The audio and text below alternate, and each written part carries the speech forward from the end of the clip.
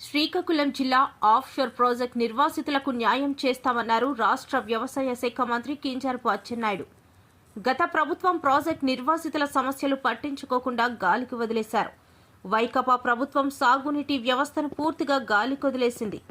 గత ప్రభుత్వం చేసిన పనులకు బిల్లులు చెల్లించకపోవడంతో గుత్తేదారులు ముందుకు రాలేదు. 30 కోట్ల రూపాయలు బకాయిలు చెల్లించిన కూటమి ప్రభుత్వం ఈ ఏడాది బడ్జెట్లో 90 కోట్ల రూపాయలు మంజూరు చేసిన ఘనత కూటమి ప్రభుత్వానిది. 5 ఏళ్లు కాలం అంధకారంలో ఉన్న ఆఫ్షోర్ ప్రాజెక్టు పనులకు కూటమి ఊపిరి పోస్తోంది. 2026 నాటికి 1 టీఎంసీ నీరు నిల్వ చేయడమే లక్ష్యంగా పెట్టుకున్నాం. ఇప్పటికే గుత్తేదారులు ఆదేశించాం. ఆఫ్షోర్ ప్రాజెక్ట్ నిర్వాసితులకు అవసరమైన మౌలిక సదుపాయాలు కల్పిస్తాం. అధికారులకు ఆదేశం. శ్రీకాకుళం జిల్లా పలాస నియోజకవర్గం రేగులపాడు వద్ద ఆఫ్షోర్ జలాశయం ప్రాజెక్టు పనులపై సమీక్ష. మొక్కలున్నాయి, ఏ కాలువలో చూసినా మట్టి ఉంది, ఏ చెరువులకి స్లూయిస్ లేవు, చాలా ప్రాబ్లమ్స్ ఉన్నాయి. ఇవన్నీ మనం పూర్తి చేయకపోతే రేపు ఖరీఫ్ కి నీరిచ్చే అవకాశం లేదు. అందుకే ఈ వారంలో మొన్ననే రాష్ట్ర ప్రభుత్వం నీటి సంఘాలు ఎన్నికలు పెట్టారు.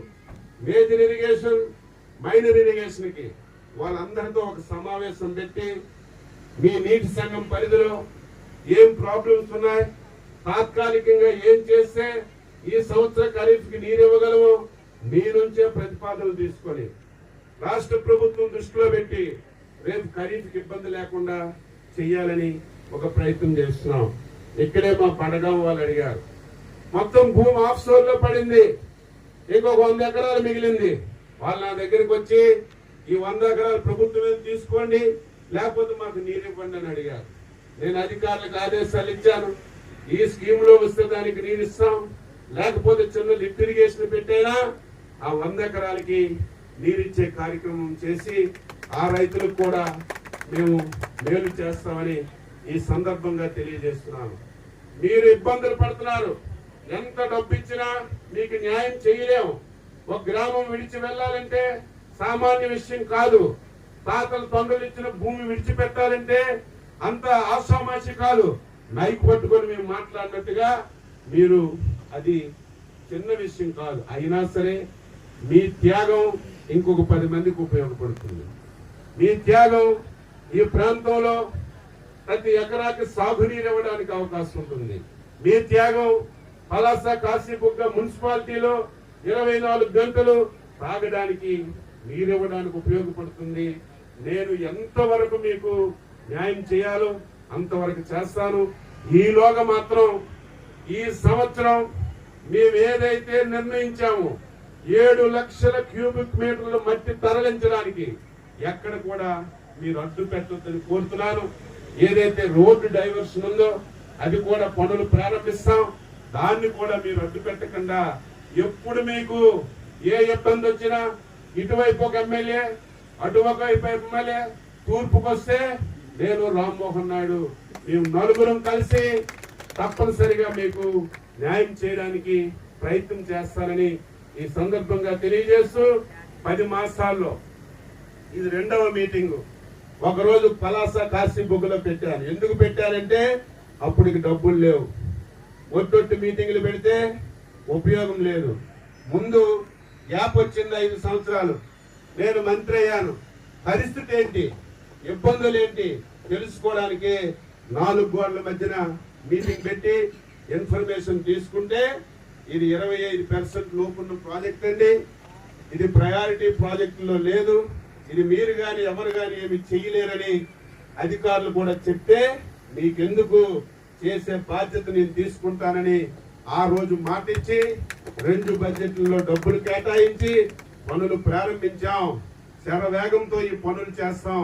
ఈ సమస్యలు కూడా పరిష్కరిస్తామని ఈ సందర్భంగా తెలియజేస్తూ మరొకసారి ఆఫ్షోర్ రిజర్వాయర్ కి భూములు ఇచ్చినటువంటి రైతాంగానికి, ఈ రిజర్వాయర్ వల్ల గ్రామాలు తరలిపోయినటువంటి ప్రజానీకానికి శిరస్సు వంచి రుణపడి మీ అందరికీ నమస్కరిస్తూ ఈ రోజు మీరు చెప్పిన సమస్యలు పూర్తిగా పరిష్కరించడానికి మేమందరం ఈ రోజు జిల్లా అదృష్టం. ఎందుకంటే స్పీడ్ గా పనిచేసిన వాళ్ళు ఉన్నాం. మా స్పీడ్ కి పని చేయాలంటే యంత్రాంగం కూడా ఉండాలి.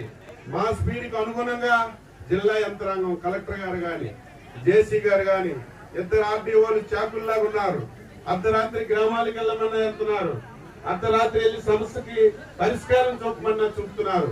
కాబట్టి ఇటు ప్రజాప్రతినిధులు, ఇటు అధికారులు కలిసి ఈ ప్రాజెక్టుల్ని పూర్తి చేసి ఈ జిల్లాకి మళ్ళీ ఆఫ్ షోర్ ప్రాంగణంలో ఈరోజు కలకల్లాడుతూ ఈ కార్యక్రమానికి ఇక్కడ విచ్చేసి వేదికలకించిన జిల్లా పెద్దలు, రాష్ట్ర మంత్రివర్యులైన అచ్చెన్నాయుడు గారికి, సోదరు మేము త్వరగా పని చేస్తామని చెప్పి 5 సంవత్సరాలు ఏమీ చేయలేక ఈరోజు వంశధారకి అలాగే ఆఫ్ షోర్కి పరుగులు పెట్టిస్తున్న అధికారులకి, ముఖ్యంగా ఇక్కడికి విచ్చేసిన 2 నియోజకవర్గాల రైతులకు, ప్రజలకు, పత్రికా సోదరులకు అందరికీ నమస్కారములు. మాటలు చెప్పడం కాదు, 5 సంవత్సరాలు ఇక్కడ ఒక మాజీ మంత్రి ఉండేవాడు. ఎందుకయ్యా నీళ్లు తీసుకురావట్లేదంటే అచ్చెన్నాయుడు పంపించట్లేదు, ఎందుకయ్యా నీళ్లు తీసుకురావట్లేదంటే అచ్చెన్నాయుడు గారు అక్కడ లిఫ్ట్ ఇరిగేషన్ కట్టేశారు, ఎందుకయ్యా నీళ్లు తీసుకురావగారంటే అచ్చెన్నాయుడు గారే. మరి అదే అచ్చెన్నాయుడు గారు ఉన్నారు, మరి అదే అధికారులు ఉన్నారు. నువ్వు దిగిన వెంటనే నెల రోజుల లోపలే ఎలా నీళ్లు తీసుకొచ్చారు అంటే, పని చేయించే నాయకులు జిల్లాలో అధికారులు ఎలా పరిగెట్టారు, ఇదే అధికారులు ఉన్నారు. నువ్వు ఉపయోగించుకొని ఉంటే ఏ రోజు 5 సంవత్సరాల్లో ఒక్క సంవత్సరం కూడా పలాసకి కనీసం రైతుల్లో ఎవరు పార్టీలు చూడట్లేదండి. రైతుల్లో తెలుగుదేశం ఉన్నారు, జనసేన ఉన్నారు, బీజేపీ ఉన్నారు, వైసీపీ ఉన్నారు, కాంగ్రెస్ ఉన్నారు. అన్నం పెట్టే వాళ్ళని రైతన్నం కానీ ఏ రోజు పార్టీలు చూడాల. ఈరోజు మరి మామూలు ఒక ఎమ్మెల్యేగా జిల్లా కలెక్టర్ గారు అలాగే జిల్లా మంత్రి గారు సహచర్యంతో ఎలా నెల రోజుల్లో తీసుకురాగలిగాను. ఏ అచ్చెన్నాయుడు గారి మీద అయితే 5 సంవత్సరాలు మింగలేక మంగళవారం కబుర్లు చెప్పావో అదే అచ్చెన్నాయుడు గారి సహకారంతో ఈరోజు రైతులకు నీళ్ళు తీసుకొచ్చాం. కానీ ఆ రైతుల్లో ఎవరు వైసీపీ, ఎవరు టీడీపీ అని లెక్క చూడలేదు. ఎందుకు చెప్తున్నానంటే, ఈ పాటికి పూర్తి అవ్వాల్సిన ప్రాజెక్టు ఇటు పాతపట్నం, అటు నందిగాం, ఇటు పలాస ప్రజలకి తాగునీరు, సాగునీరుకి వచ్చే తరాలకి ఇబ్బంది లేకుండా ముందు చూపుతూ మొదలెట్టిన ప్రాజెక్టు.